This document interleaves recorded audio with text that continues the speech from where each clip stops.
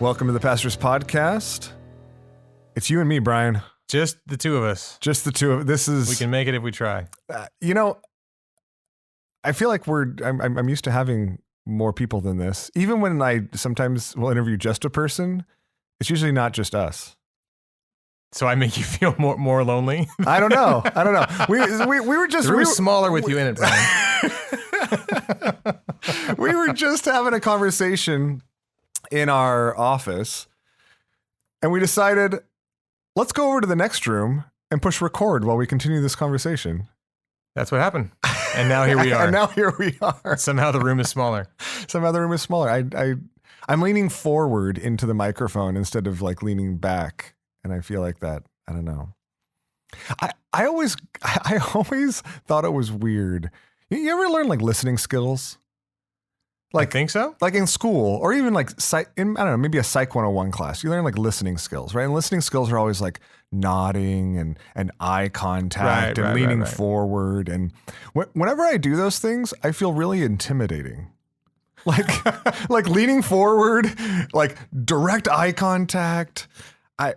It never feels like I'm like actually inviting someone in. It just I feel like, to me, good listening skills are like looking off while they're talking, like a little subtle. Do people tell you you're like a very intense listener? Is that feedback you've gotten? If I just feel like an intense listener, if I'm like leaned in and like staring into your soul, it's just, but that's not what we're here to talk about. Here's my question, Brian. Do you want to talk about masks? No, decidedly not. We were talking about masks in our office, and I'm like, maybe we should just push record. And I was like, do you want to just like record something on this? And you're like, I said, if it would be helpful. I think that was the answer. If it can help people, yes, I will do this. But I personally have no desire to talk about masks. Okay, but I think it could be helpful. Yeah. And we could talk about masks from all sorts of different angles. But I really don't want to talk about masks directly. Like, I think that what's helpful is maybe just in this context, processing through a little bit of and verbalizing a little bit of our thought process as we've decided to go away from masks. Now, this is also a different conversation. Maybe we should have done this 2 weeks ago, but we decided to make masks optional indoors at our outdoor service 2 weeks ago.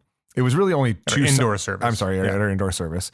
It was really only 2 Sundays that was the case, in opposition of the county's recommendations. And I think quicker than any of us expected, the county went that same direction and has now removed their requirement for masks indoors, really in essentially all public spaces, to my knowledge. I mean, there's like healthcare settings and things like that where it's still required, but essentially all public spaces. And so in one sense, this is a little bit of a different conversation, but I know that there's some,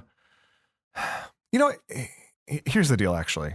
I don't even think that there's like some, I know that there's some questions about it, but I'm less concerned with the questions than I am with the reality of the fact that we all kind of need to be shepherded through this season. Like we're in this weird transition season where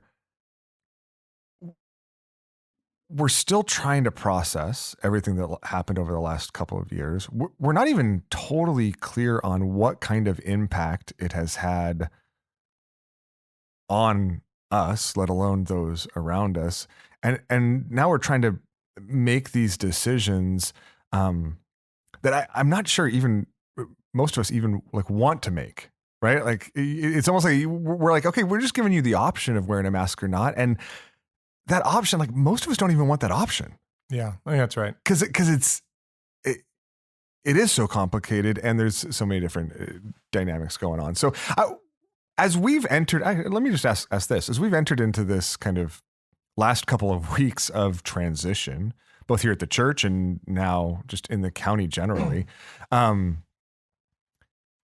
how have you felt about that? Like how has that impacted you, or what have you experienced either personally or with your family? Yeah, I mean, it's a weird time in general. I think that there's a way that,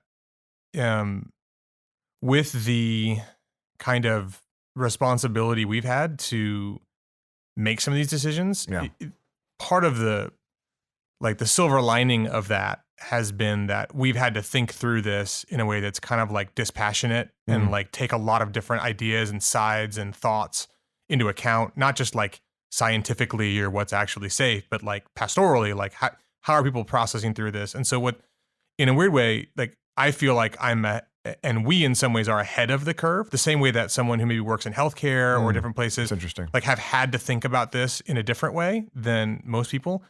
And still, it's been a little strange. It's just, I think there's a way that we are, like the county lifts their mandate, and now you're kind of like, okay, I've spent 2 years, especially in Los Angeles, like other places, it's just not the case. You don't have that kind of repetitive memory.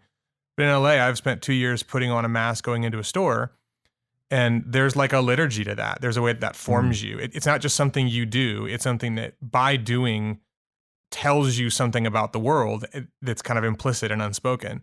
And it's told you, this is one of the ways that we are being safer than not. And so it would then be like, hey, don't worry about this thing that you've told yourself multiple times a day, even unintentionally or maybe against what you thought, maybe more like consciously. Yeah. But you subconsciously told yourself over and over and over again, this is something I do that makes us all safer and makes me safer. And then just be like, yeah, don't do that anymore. That's just going to be weird for everyone. You know, it's really interesting. I was having a conversation with someone who's just struggling with this transition this last week, and she was really insightful because I think she was recognizing I love the word, actually. I hadn't thought about it that way, but really the liturgical impact, if we want to call it that, of wearing a mask, walking into the store every single time. And in one sense, there's something it conveys to you about safety. In another sense, I think we've been doing it every time you're putting on, like implicitly, I'm saying to myself, this is how I love other people. Oh yeah, for sure. So it's not just safety, but it's even this like, we have, and I think rightly so in a lot of ways, imbued it with this spiritual, moral value, virtue of this is the way, even if I'm not concerned about myself. Right. This is an act of love. And so now we're saying, okay, no, but just, you don't need to do that. Right? You're like, well, wait, like, but my heart and my mind's been formed to interpret this as a way I'm loving other people as well. And so it feels like there's a disconnect. Yeah. And I think one of the hard things about this particular part is that no one's going to lead out in front of this. So when we were putting them on, there's a way that whether from the government level or from really any level, you had to justify it. So you had to say, here's why we're doing this, and everyone should do it. And it ought to be this way. And even if you don't maybe agree with some of it, we still are asking you to do it because we're doing it together. That's not happening on the other side. No one's saying, okay, it's time to make a transition. We don't need to do this anymore, at least for a lot of us. Some of us might. Like, there's no leadership there. It's really just we're not going to mandate it, but we're still going to recommend it.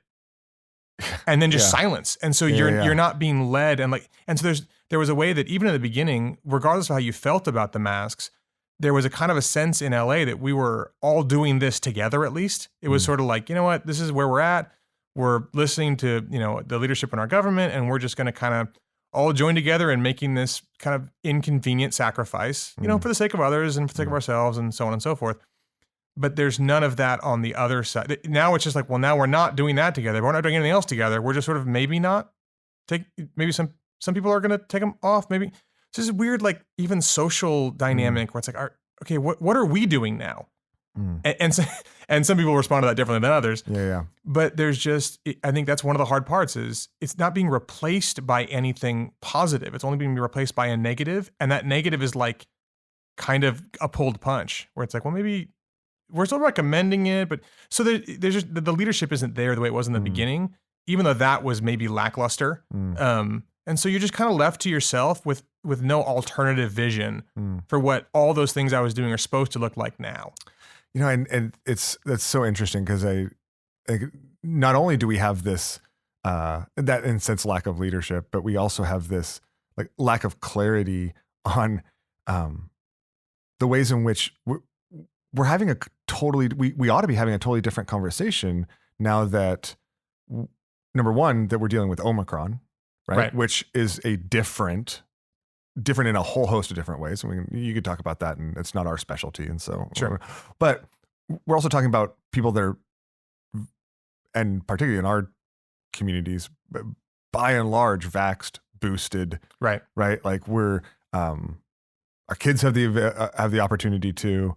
We're just in a totally different situation, but we're not talking about it different. We're not like talking about like, oh, what do we do now that the situation is different? How do we kind of re-measure these things? It's COVID. Yeah. It's like, and I think that distinction also doesn't help us to ask questions together and have these conversations together. And that's where, again, my concern is less that like we're on the exact same page about how we understand all these dynamics, but how do we, as Christians, walk through this season together? I think the reason I wanted to talk about this on the podcast is because I feel like there is a lot of confusion as to how we walk through this season together well. And so in light of that, I'm gonna ask you a few unfair questions. Because I'm asking them to you off the top of your head. Okay. First of all, what are the questions you think we should be asking ourselves in this moment as we consider, and I'm not even talking to maybe specifically about like whether I mask or where I mask or whatever, but just like what are the questions we should be asking ourselves in this moment as we engage with one another particularly? That's a huge question. No, I get it. I mean, yeah, I'm not sure how much I'm going to form them into questions. That's fine. Think there's a one thing off the top of my head is just okay, so here's a question. How has this actually affected me the last 2 years? I think that, so I know that there's ways that it has affected me that compromise some of my ability to react well in an instant to a conversation about masks or anything. Like there's just ways that and that's not because I'm like a broken person now in ways I wasn't before. I mean, that might be true for some people, right? Yeah. There's crazy things have happened in the last 2 years. Crazy things always happen in 2 years too. So there's a lot of variables at play. But it's because underneath a conversation about masks, taking them on and taking them off, is the weight of all the things we just talked about. Of like, how do I do this? Is there a right way to do it or a wrong way to do it? It's the underlying cultural shifts that have happened over the last 2, 6, 10, 20 years, where how I do or don't, what I do or don't do with a mask is now indicative of something about me that I should be celebrated or shamed. Like that's crazy to me. And that gets to me more than I realize. And that's just one tiny example of a way that things get to me more than I realize. So one question to ask is, are there ways I've been kind of compromised that I don't see? Are there ways that my tiredness and fatigue and just generally things that have affected me over the last couple of years especially are making conversations about this and my own thoughts about this just more difficult, more fraught, more emotional than maybe they would have been, outside of that? That's one thing. And that question can allow you then to have a better sense of pause and maybe even filter as you talk to yourself and as you talk to others and engage on an issue like this. Like we're all coming at this from a place that's not perfect and not like always well thought through. Yeah. And sometimes for reasons we don't even see that well. So that's one. One question is that. Another one really is like, these are hard ones because it gets into that thing I just said where it's like all these kind of political talking points that so anything you say gets like, your phrasing can get you into trouble, even if that's not what you meant. But I think there is a real question about what do we do about risk and fear? Yeah. Like how, and everyone's going to have a slightly different answer to that. And that's okay. That's kind of the point because everyone's in a different situation. But how do we accurately assess our own risk and our own fear? And I think that's tied into things like how much of my life, how much of my life is controllable by me? How much have I bought into the idea that I can control everything that happens to me? How much have I let different risks get outsized to me? COVID being one among a whole slew of them. John Madden was scared of airplanes. He rode on a bus everywhere. It's like, all right, that's not like necessarily a moral decision, but it makes sense to look and go like, okay, is this just because that's something I'm choosing to do? Or is this because I think that's actually the situation around me? That's actually the reality. At the same time, I just, in the exact same breath, want to say like, there are some people for whom that risk calculus is really different, not out of preference or out of like tolerance, but because of genuinely different physical situations or like risk factors that are absolutely real. So when I say like, let's assess our understanding of risk and of control and of fear, I'm not saying that everyone fits into the same category there, but I think that what you said earlier is a real one, which is what's actually happening. Like what is the truth and reality of the things around us? Not because anyone's been hiding that, but because things change so quickly that you start going, okay, if I'm going to begin to move into a new phase of a pandemic, I really do need to start going, what are my deep underlying motivations here? And what is healthy fear and what is unhealthy fear? And regardless of where you land specifically on that sort of continuum as your wise, practical way of living, that's a question you can't not ask. Not asking the question is capitulating to either brash overconfidence or like, inappropriate, unhealthy fear, both of which are rooted in kind of spiritual issues as well as a bunch of other things. Yeah. And so I think that's one of the big questions. Let's talk about how we've been compromised. We have a hard time thinking about those. What's going on with me that makes me have a hard time with this that maybe I don't see? And then what's really motivating some of these decisions and what's my posture towards them that has to do with things that are deep down, like fear and control, but also has to roll in a lot of really different circumstances we're all in and give grace for that. And that's third questions. Brian, gotta have three. Yeah. How can I give more grace to people around me? I think we've said, let's give grace to each other, but that question, how can I give grace to more people around me is a different one because it really makes me go, oh, okay, it's like this and like that. And that gives me something proactive I can do when we're no longer required to wear masks somewhere. My question should be, how can I show grace to people who make the same calculus I do and those who make it different? How can I show grace to people who are as compromised as I am and those who aren't? How can I show grace to people who are more afraid or less afraid? Like, how can I show grace to other people in my life on this particular thing as we move forward? That was long. Bro, that was good. That's long. That's exactly what I was hoping for. And this is part of why I wanted to push record because I love talking to you and I love talking about these things because I think there's so much richness that I can glean just from even just taking the time to think about these things, right? And that our people can glean from conversations like that. What struck me as you were talking is also that we can't ask these questions on our own. Yeah. Like we can't do it in our own head. Like we are all just too impacted by everything, the world around us and our own hearts to be able to figure this out by thinking about it, or to be able to figure it out by like commiserating with like the one person we know that's exactly where we are. Right. Yeah. You know what I mean? Yeah. There's no way forward there. And that, as I reflect back on the last, to be perfectly honest, over the last 2 or 3 weeks, I've had some challenging conversations as people have, that's not true. Over the last 2 or 3 months, I've had some challenging conversations from kind of all like corners of areas of concern, areas of like just real like sorrow and impact over some of these decisions, whether it's in the church or interpersonally or in their hearts. And I'll tell you what, every single time, like the conversation was a huge part of what brought clarity, a context for grace, and the experience of growing together.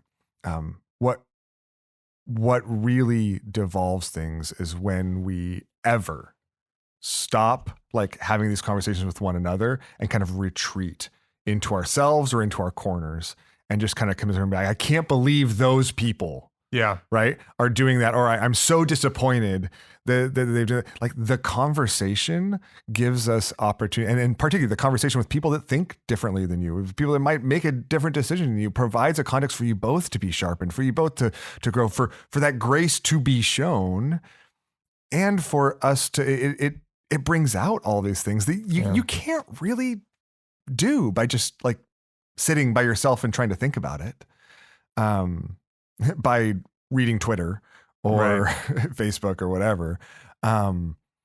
It requires us to have these conversations. And so I think like every season, this is another season that the Lord wants to use to draw us into one another, into relationship.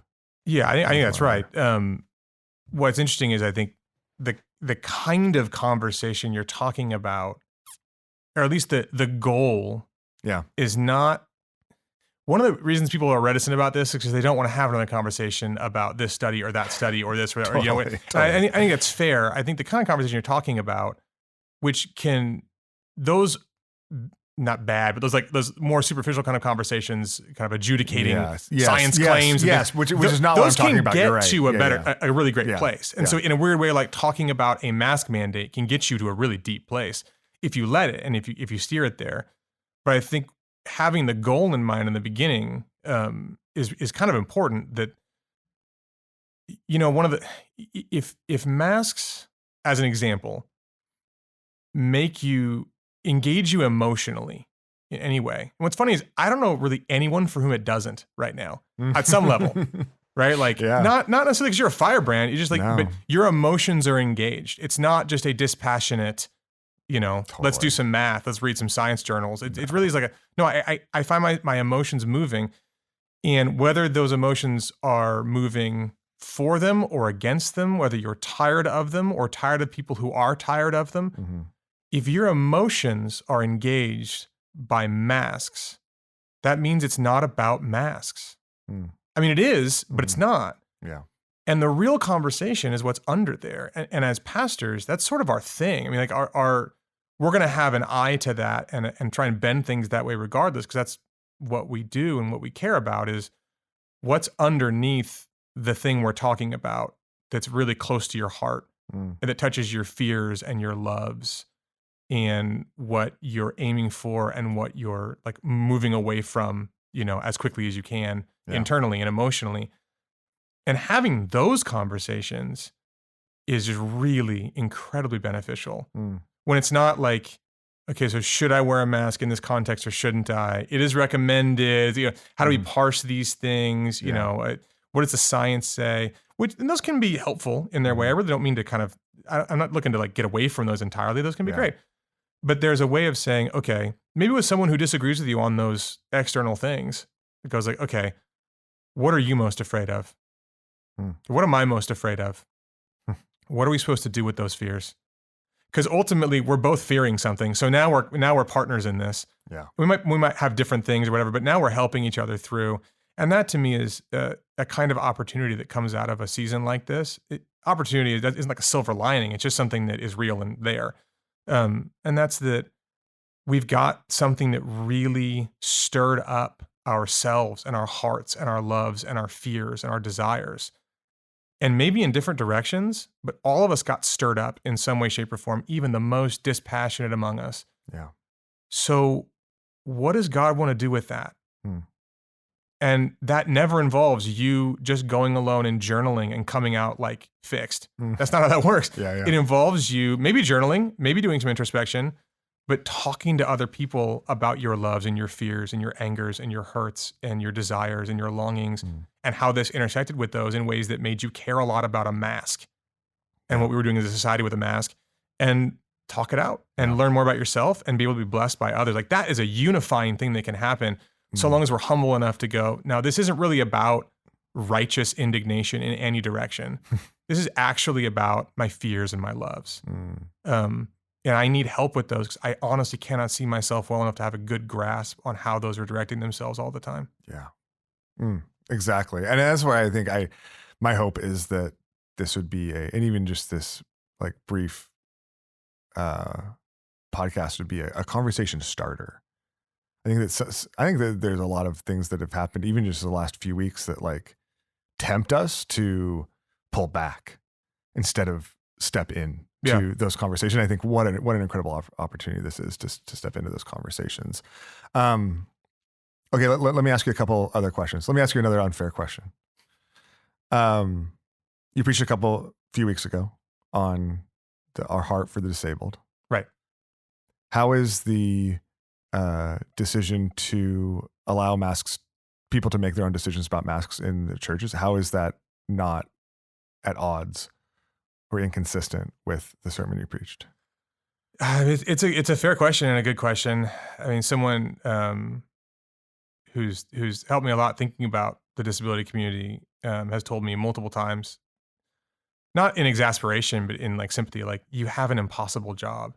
And I've really appreciated that. There's a way that has really helped me, because there are times when even in the sermon and in conversation with this person too, it's like, let's say you have someone in the congregation who has kind of a sensory kind of issue, or some kind of deals with some kind of disability in that regard, and they just really need to click a pen to keep regulated and stay kind of focused. And then someone nearby them in the same congregation has a sensory issue that kind of overloads them with stimulus and with stimuli, and they can't take the pen clicking. Yeah. And like, what do you do there? And it's like, well, that's an impossible job. Yeah. And at the same time, like, there's a way that you go, well, we figure it out. We travel together. We love each other. We stay united. We figure it out on a not case by case, on like a in context. And as we go, as a church family, and as our family grows and changes, we make changes with that. And so I think that there is a way that we could be more welcoming to the disability community if we wore masks for the next, however long. I mean, the flu comes around. There's ways that people are immunocompromised. Like, there's a way that trying to figure out how to make an entire congregation in a service setting hospitable to everyone in that congregation is a really difficult decision. And you have to, having to land somewhere where you're doing your best to love and care, while at the same time having to make certain policy decisions that make some things more inconvenient or difficult for one set of people and maybe more convenient for another set of people. It's just a constant, and we don't always do that perfectly. Yeah. And so I hear that question and I go, yeah, I get that. And I think we tried as best we could, and prayerfully and hopefully humbly, to land in a place that said, there's a way we can try and do this together, but right now it seems like the masks are getting in the way of what we're called to do as a church, and it's time to make that move. Yeah. Man, it's just hard though. And so I understand it and sympathize with it, and I hope that we're communicating a kind of love by talking about it, and I hope that there's a way that we can adjust and move so that as many people as possible can participate as fully as possible, while still recognizing our limits and the finitude of what we can do, as a group of diverse people. Yeah. No, I appreciate that. And I ask it because I've heard it, but I also want to affirm to people that in making these decisions, those were the questions we asked. Yeah, for sure. Right. It's not like, oh, I don't know. We didn't really think about it. Right. And I'm not saying that I'd put that past us, because I don't think we'd made all these decisions perfectly, but these are the things we are wrestling with. And some of them have really hard and complicated answers that aren't simple. I also want, if you're listening, I want to hear you say, if we want to make accommodations so that as many of you and as many of those who as possible are welcomed into our physical space together. And so if there are, we think we are doing that as best we can, but the only way we continue to know is to have more conversations. And so if there are accommodations we have not been aware of that we can consider, we want to have those conversations with you. And that's part of why it's also part of why we put off ending the outdoor service. We weren't going to do it immediately as soon as the indoor mask mandate. I mean, the indoor mask mandate went away on Friday. We weren't going to do it starting this Sunday or even next Sunday. That's why we shot for Easter, even just generally. So we have like this buffer, and what ends up being like a 6-week buffer. Yeah. And so, I mean, even just to clarify, in case my email wasn't clear, we plan to continue our outdoor service until Easter. We plan for Easter to be an outdoor service. And then the week after Easter, our current plan is to move all of our services back indoors. In the meantime, if there are accommodations or things we need to take into consideration for you to be able to make that move with us, we want to talk about that. We don't want to just kind of on the side push you back onto the live stream.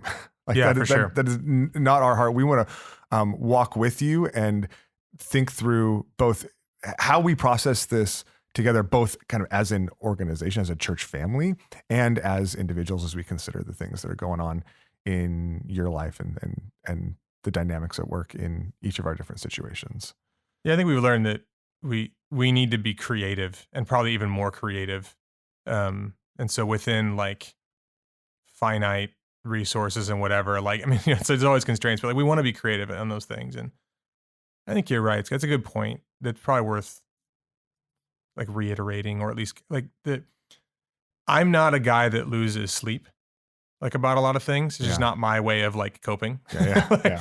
But man, the thought of like a decision that we make, like hurting people or causing pain, that will make me lose sleep.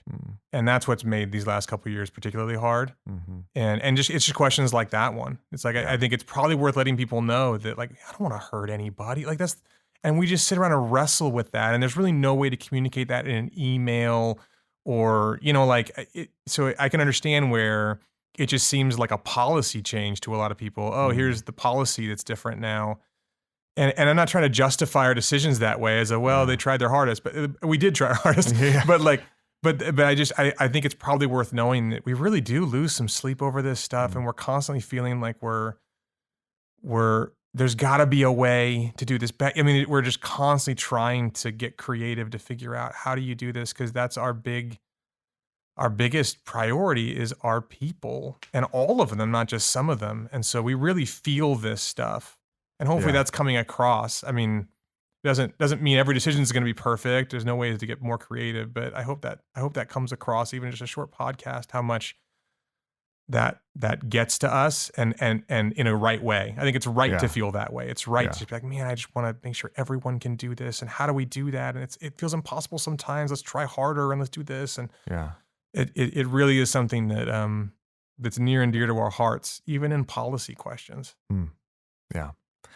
I appreciate you saying that, because I think it does share our hearts and it's not just even your and mine. Like, these are the conversations that's what we do. The pastors just, as we pray over and agonize over, recognizing the number of people that it impacts and the diversity of situations and dynamics and struggles, in all sorts of different ways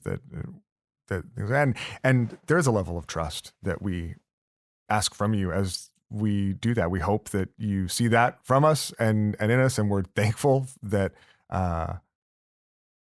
that you do. I mean, we get that feedback. We know that you do, but we want to provide this opportunity to give you into even just a, tiny little window into some of our thoughts about that. One of the other questions I've gotten is there a contingency plan for if and when things spike again with COVID? And what I want to convey to you is that, like, at this point, life is a contingency plan. Like, we're not making any of these decisions in a way that says this is what we're doing forever. like that is how it feels for sure. 100%. Like, are there contingencies? Absolutely. We're making this decision because we think it's what's best right now. And whether it's COVID or something else, we're going to keep striving to make the best decisions for the best moment. And we're not making any permanent moves for permanent anything. We're responding to the moment, for the sake of the glory of God and the good of his people, the best we can with the wisdom that the Lord entrusts to us. And so, anyways, I hope that's encouraging to you. Brian, I told you, I promised you that this would be a shorter episode because we've both got meetings we got to run to, but thanks for doing it. I hope this is helpful for other people as it is for me. Yeah, we love you guys. And, we do. And we really do. We're looking forward to seeing you soon. And we hope you feel that we're in this together, as cliche as that got over the time. Right now, 2 years later, I'm like, I feel that way though. Yeah. You know? Absolutely. And know that there's an open door. If you're, hurt or concerned, or if any of this, anything in the midst of this, these transitions is something you're having trouble processing through, that we're here together as the body, and as your pastors want to help walk you through this as well. So anyways, thanks for listening. Thanks for being a part of it. Thanks for walking with us. Thanks for extending grace to us. Yeah, amen. Whether it's close up interpersonally or even from afar, it's one of the things that makes it such a privilege and blessing to get to shepherd this church. So we love you.